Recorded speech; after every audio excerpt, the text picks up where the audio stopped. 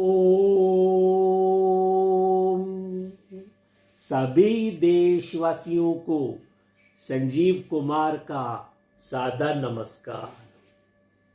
मैं संजीव कुमार आज दिनांक 9 नवंबर 2025 के दिन YouTube पर अपने मासिक कार्यक्रम के अंतर्गत इस कार्यक्रम में हम मकर राशि, कुंभ राशि और मीन राशि वाले जातकों के नवंबर महीने के मासिक राशिफल और संबंधित उपायों की चर्चा करेंगे। हम आशा करेंगे कि हम लोग जो आपको उपाय बताने जा रहे हैं, आप लोग उन उपायों को नवंबर माह में अपने जीवन में अपनाकर अपने जीवन को और अधिक सफल और संतुलित अवश्य करेंगे। देखिए, हमारे द्वारा बनाया गया यह राशिफल आपकी चंद्र राशि के आधार पर बनाया गया है। चंद्र राशि अर्थात आपकी कुंडली में चंद्रमा जिस राशि में है, जिस राशि संख्या में है, वह आपकी चंद्र राशि कहलाती है। यदि आप लोगों के पास आपकी निजी कुंडली नहीं है तो कोई बात नहीं, आप लोग अपने नाम, अपनी नाम की राशि के अनुसार भी हमारे द्वारा बनाए गए इस फलादेश को देख सकते हैं और लाभ ले सकते हैं। हमारा ऐसा मानना है कि हमारे द्वारा बनाया गया यह फलादेश वर्तमान समय में गोचर ग्रह के आधार पर बनाया गया है, जो आपके जीवन को कम से कम 50% तक अवश्य प्रभावित करता होगा, सटीक बैठता होगा। इस बारे में आप अपने कमेंट भी अवश्य भेजें। यदि आप अपनी निजी कुंडली का विश्लेषण करवाना चाहते हैं तो एक मामूली सा शुल्क देकर आप अपनी निजी कुंडली का विश्लेषण करा सकते हैं। हमारे कार्यक्रम में हमारे व्हाट्सएप नंबर दिए गए हैं, आप उन व्हाट्सएप नंबर पर फ़ोन करके, बात करके, चैट करके इस सेवा का लाभ ले सकते हैं।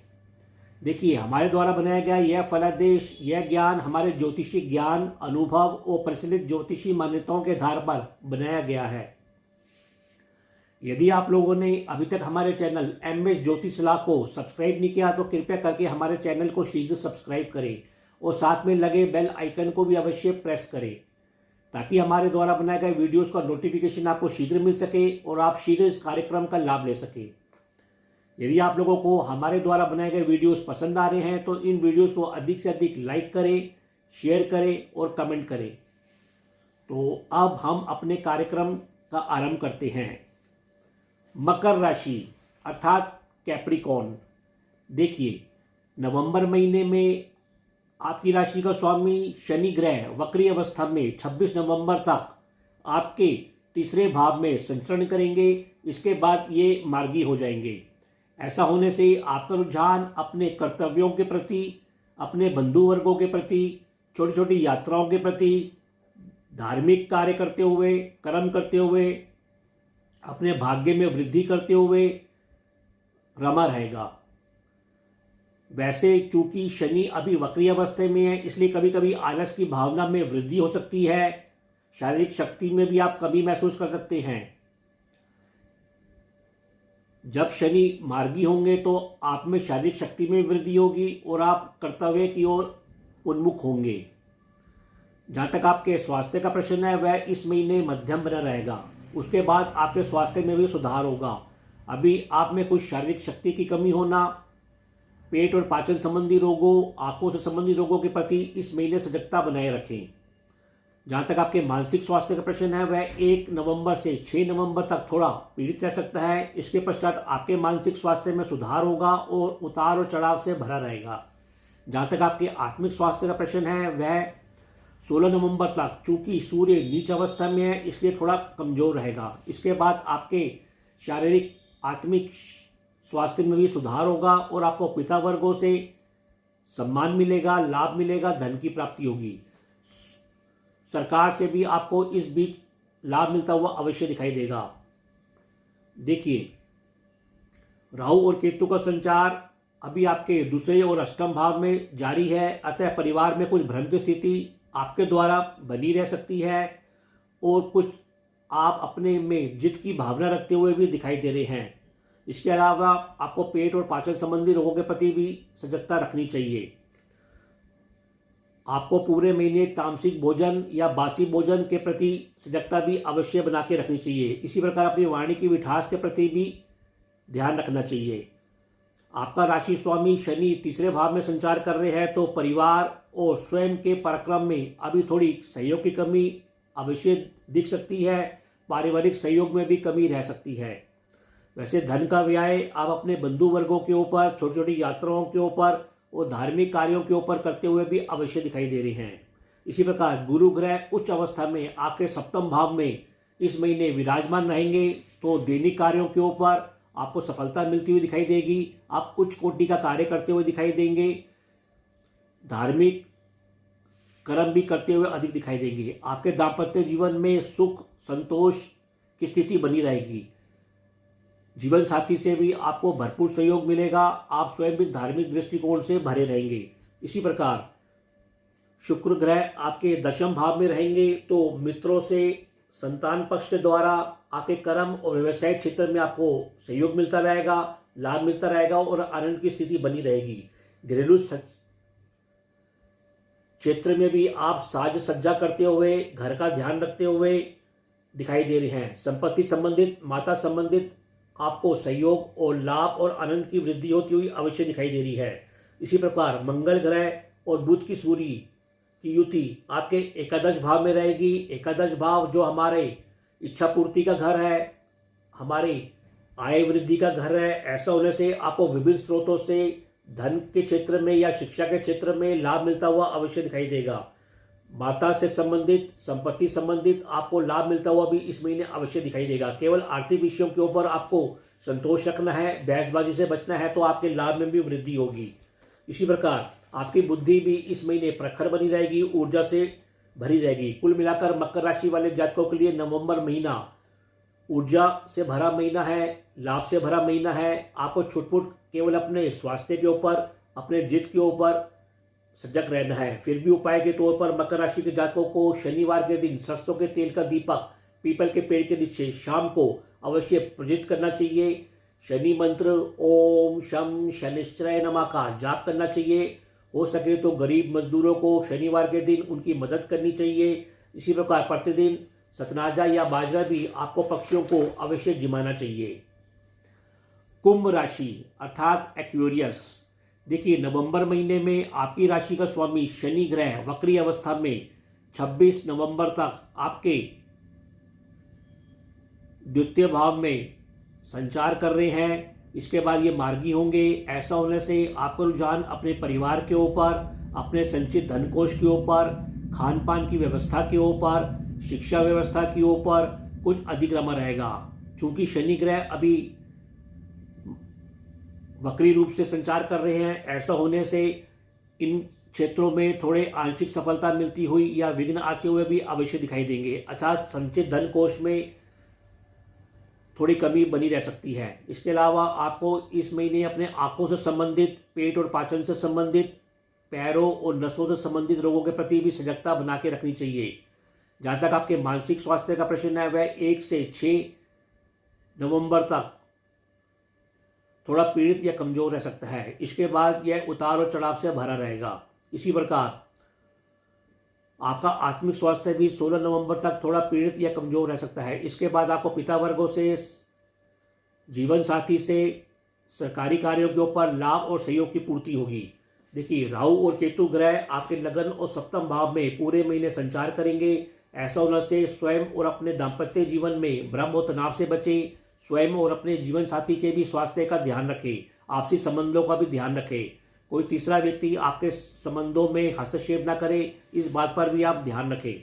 इसके अलावा आप अपने वाणी की मिठास के प्रति भी इस महीने सजगता बनाए रखें। इस प्रकार खान पान की शुद्धता के प्रति भी सजगता बनाए रखें। वैसे आपको गुरु ग्रह छठे भाव में संचार करेंगे, उच्च अवस्था में संचार करेंगे, तो ऐसा होने से आपको नौकरी क्षेत्रों में, अनुबंधों क्षेत्रों में, इंश्योरेंस या लोन जैसे क्षेत्रों में लाभ मिलता हुआ अवश्य दिखाई देगा। सूर्य का संचार भी नवम भाव में रहेगा। ऐसे होने से आप करियर क्षेत्र में उच्च कोटि का प्रदर्शन करते हुए दिखाई दे रहे हैं। करियर क्षेत्र में आपको प्रमोशन मिलती हुई दिखाई दे रही है। इसी प्रकार उच्च शिक्षा की ओर भी आप जाते हुए इस महीने अवश्य दिखाई दे रहे हैं। 17 नवंबर के बाद कुछ यात्राओं में वृद्धि होगी, सहयोग मिलेगा। इसके अलावा व्यवसाय और करियर क्षेत्र में भी आपको लाभ होगा।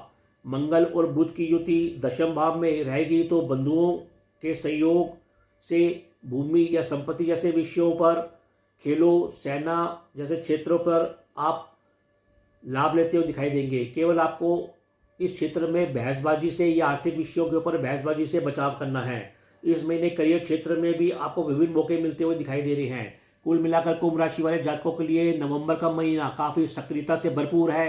विशेषकर आपको करियर क्षेत्र में, व्यवसायिक क्षेत्र में आपको अपने मित्रों के प्रति मतभेद से बचना है, आर्थिक विषयों पर मतभेद से बचना है।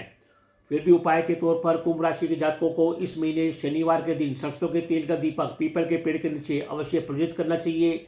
शनि मंत्र ओम शम शनिश्चय नमः का जाप करना चाहिए और मंगलवार और बुधवार के दिन भगवान गणेश जी की पूजा अर्चना करनी चाहिए। हो सके तो प्रतिदिन आपको भी कुत्तों को कुछ भोजन की व्यवस्था अवश्य करानी चाहिए। और अब राशि चक्र की अंतिम राशि मीन राशि अर्थात स्पाइसिस। देखिए, नवंबर महीने में आपकी राशि का स्वामी उच्च अवस्था में आपके पंचम भाव में संचार करेंगे। ऐसा होने से आपका रुझान मंत्र साधना, धार्मिक ईश्वरीय उपासना पर रमा रहेगा। आप धार्मिक दृष्टिकोण से लबालेब रहेंगे। इंश्योरेंस, फाइनेंस, शेयर बाजार जैसे क्षेत्रों में आपकी रुचि बनी रहेगी और आप में उसको लाभ की प्राप्ति भी होगी। इसी प्रकार आप संतान, मित्रों संग कुछ शुभ कार्य करते हुए, धन रूपी या शिक्षा रूपी कार्य करते हुए भी दिखाई दे रहे हैं। वैसे इस महीने चूंकि आपके राशि का स्वामी गुरु ग्रह उच्च अवस्था में है, तो आपका स्वास्थ्य भी इस महीने अच्छा बना रहेगा। आप सात्विक बने रहेंगे और सकारात्मक दृष्टिकोण से भरे रहेंगे। हालांकि इस महीने आपको कभी कभी रात की नींद में खलल पैदा होना, पेट और पाचन संबंधी इन्फेक्शन, पैरों और नसों के रोग भी बीच बीच में परेशान अवश्य कर सकते हैं। जहाँ तक आपके मानसिक स्वास्थ्य का प्रश्न है, वह 1 से 6 नवंबर तक थोड़ा कमजोर रह सकता है। इसके बाद आपके मानसिक स्वास्थ्य में सुधार होगा और उतार और चढ़ाव से भरा रहेगा। आपका आत्मिक स्वास्थ्य 16 नवंबर तक थोड़ा पीड़ित रह सकता है। 16 नवंबर के बाद आपके आत्मिक स्वास्थ्य में जोरदार सुधार होगा। आपको सरकारी कार्यों पर या पिता वर्गों से खूब सहयोग मिलेगा और धन रूपी लाभ भी अवश्य होगा। देखिए, शनि ग्रह अभी वक्री अवस्था में 26 नवंबर तक आपके लगन में संचार करेंगे, सप्तम भाव को देखेंगे। ऐसा होने से वरिष्ठ जनों से, सामाजिक संबंधों से और दूर स्थानों के संबंधों से लाभ में कभी कभी कमी आती हुई, रुकावट आती हुई अवश्य दिखाई देगी। इस माह आपको सलाह दी जाती है कि अधिक जोखिम न लें और बंधुओं से संबंधों में भी टकराव से बचे, विशेषकर आर्थिक विषयों के ऊपर बहसबाजी से बचे। इसी प्रकार छोटी छोटी यात्राओं में भी आपको कभी कभी कष्ट होने की संभावना इस महीने अवश्य बनी हुई है।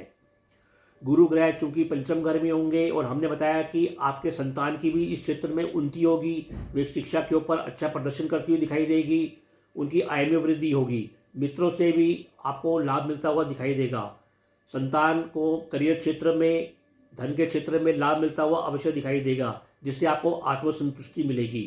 आप स्वयं भी इस महीने गंभीर बने रहेंगे और धार्मिक क्षेत्र दृष्टिकोण से ओतप्रोत रहेंगे।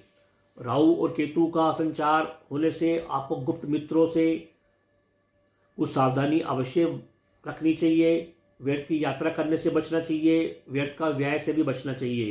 रात की नींद भी आपकी परेशान कर सकती है, अतः अपने दिनचर्या को संयमित करें और रात को शीघ्र सोने की कोशिश करें।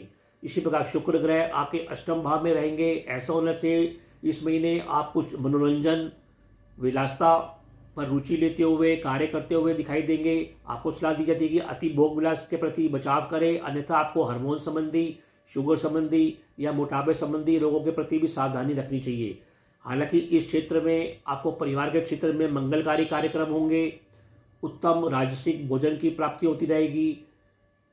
फिर भी अपनी आंखों के रोगों के प्रति भी सजगता बनाए रखें। इसी प्रकार परिवार संग आप इस महीने कुछ आनंददायक यात्राओं पर जाते हुए भी दिखाई दे रहे हैं। उच्च शिक्षा, ज्ञान के लिए भी यह महीना विशेष लाभकारी रहेगा। भाग्य पक्ष ईश्वरी कृपा से भी इस महीने आप पर बनी रहेगी और आपको बारंबार लाभ होते रहेंगे। कुल मिलाकर मीन राशि वाले जातकों के लिए नवंबर का महीना उत्तम है। आपको धन के क्षेत्र में, आनंद के क्षेत्र में सफलता देने वाला है। केवल आपको छुटपुट अपने स्वास्थ्य का ध्यान रखना है। फिर भी उपाय के तौर पर मीन राशि के जातकों को इस महीने प्रतिदिन हनुमान चालीसा का जाप करना चाहिए। हो सके तो मंगलवार का व्रत करना चाहिए। इसी प्रकार प्रतिदिन आपको सकनाजा या बाजरा भी पक्षियों को अवश्य जिमाना चाहिए। तो इस फलादेश के बाद हम आपको संक्षेप में बताना चाहेंगे कि नवंबर महीने में ग्रह गोचर या पंचांग किस प्रकार है। तो 1 नवंबर 2025 के दिन शनिवार का दिन था।